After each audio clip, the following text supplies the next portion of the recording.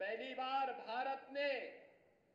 भारतवासियों ने एक ऐसी सरकार को देखा है जो सरकार भारत के अंदर भारत की भावना के अनुरूप भारत के नागरिकों की सम्मान की रक्षा करते हुए, उनकी सुरक्षा करते हुए, उनकी समृद्धि के लिए और राष्ट्रीय स्वाभिमान को 56 इंच चौड़ा करते हुए दुनिया के सामने भारत के गौरव को बढ़ाने का कार्य कर रही है। यह काम मोदी जी के नेतृत्व में हुआ है।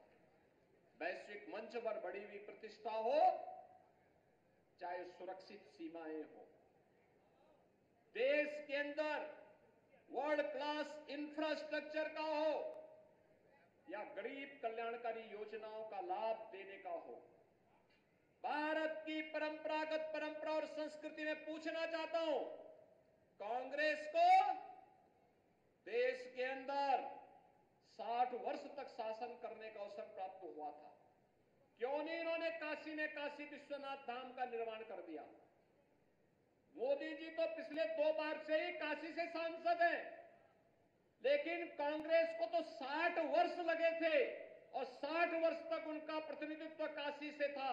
क्यों नहीं उन्होंने अपना प्रतिनिधि, और क्यों नहीं कांग्रेस की सरकारों ने, केंद्र और राज्य सरकारों ने काशी के बारे में सोचा? क्यों नहीं उन्होंने मथुरा वृंदावन के बारे में सोचा? आखिर सपा, बसपा, कांग्रेस, इन सभी को आपने अवसर दिया था। यहां पे नगर निगम बनाने का काम हो, यह भी भारतीय जनता पार्टी की सरकार ने किया। यहां पे मथुरा, वृंदावन, बरसाना, गोकुल, बलदेव, गोवर्धन, नंदगांव, इन सभी क्षेत्रों को तीर्थ स्थल घोषित करने का कार्य था। यह भी भारतीय जनता पार्टी की सरकार ने किया।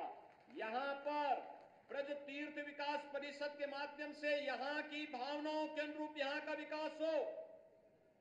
जब यहां की सांसद श्रीमती हेमा मालिनी जी थी, तब उनके सुझाव पर हम लोगों ने यह तीर्थ स्थल घोषित करते हुए और फिर यहां के समग्र विकास की एक रूपरेखा तैयार करते हुए इस कार्यक्रम को आगे बढ़ाया। और आज आप देख रहे होंगे, आज तो देख रहे होंगे, इन सभी तीर्थों में विकास के कार्य तेजी के साथ आगे बढ़ते हुए दिखाई दे रहे हैं। बहुत सारे मामले हैं जहां न्यायालय में मामले लंबित हैं, उन कारणों से हमें थोड़ा रुकना पड़ता है और हम तो ये मान के चलते हैं कि अंततः हमारी जीत होनी है। हमने अयोध्या के लिए 500 वर्षों का इंतजार किया, लेकिन संघर्ष से कभी पीछे हटे नहीं और अंततः परिणाम आया। क्यों नहीं अयोध्या में राम मंदिर का निर्माण कांग्रेस और सपा बसपा वालों ने कर दिया? ये तो राम भक्तों पर गोली चलाते थे।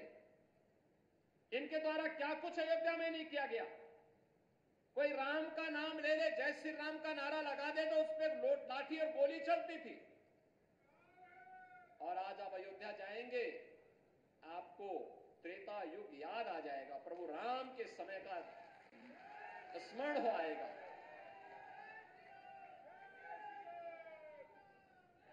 हेमा मालिनी जी तो अयोध्या गई थी, उन्होंने प्रभु राम के सामने मंचन किया और वे स्वयं बेभूत थी वहां देख करके कि अयोध्या पहले पतली गलियां थी, कुंज गलियां थी, मथुरा वृंदावन की तरह ही कुंज गलियां थी। और आज आप जाके देखिए 4 लेन और 6 लेन आपको दिखाई देगा वहां पूरा।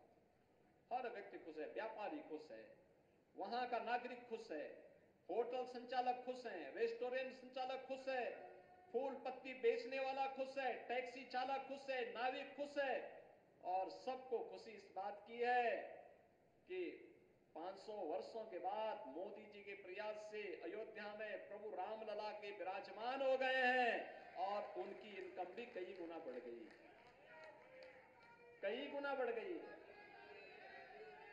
हमने तो पहले भी कहा था ना, हम तो पहले ही कह चुके थे, हमने काशी और अयोध्या में जो कार्य कराना था उसको लाइन अप कर दिया है। सरकार का काम है लाइन अप करना और उस पर फंड उपलब्ध कराना। जनता जनार्दन के सहयोग से बाकी कार्यदायी संस्थाएं कार्यक्रमों को आगे बढ़ाती है। अब हम लोगों को पूरा फोकस करना है ब्रजभूमि पर। अब ब्रजभूमि पे हम पूरा पैसा देने जा रहे हैं।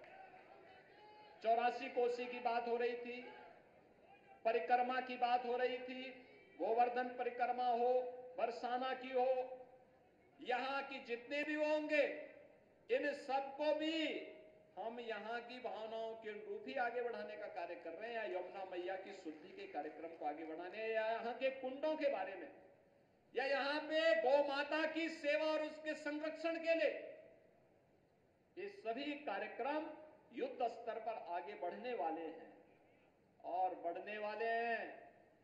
इसके लिए आवश्यक है कि यहां से चुनाव जीत करके भी तीसरी बार पिछले 2 रिकॉर्ड को तोड़ते हुए हेमा मालिनी जी फिर संसद में जाए।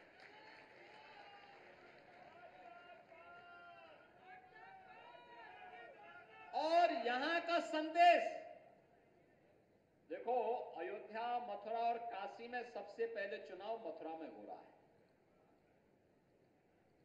तो संदेश यहीं से जाना चाहिए।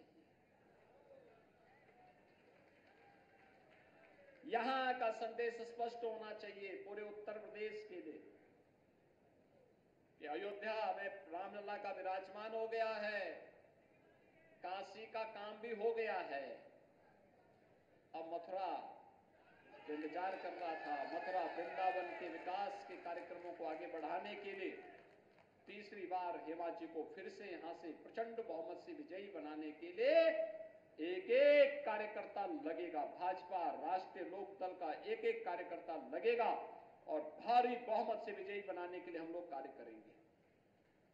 बहनों और भाइयों, आज प्रधानमंत्री मोदी जी ने विकसित भारत की जिस संकल्पना को देशवासियों के सामने रखा है, उस विकसित भारत के लिए विकसित उत्तर प्रदेश आवश्यक है, और विकसित उत्तर प्रदेश के लिए विकसित मथुरा भी आवश्यक है। हमारे पास जो संभावना होगी हम उसी में विकास कराएंगे, जो संभावना होगी उसमें हम विकास कराएंगे। जो क्षेत्र हमारे लिए सबसे सरल होगा, सबसे आसान होगा, उसमें हम कार्य करेंगे। हमारे पास सबसे अच्छा है स्पिरिचुअल टूरिज्म का, हम उसको विकसित करेंगे।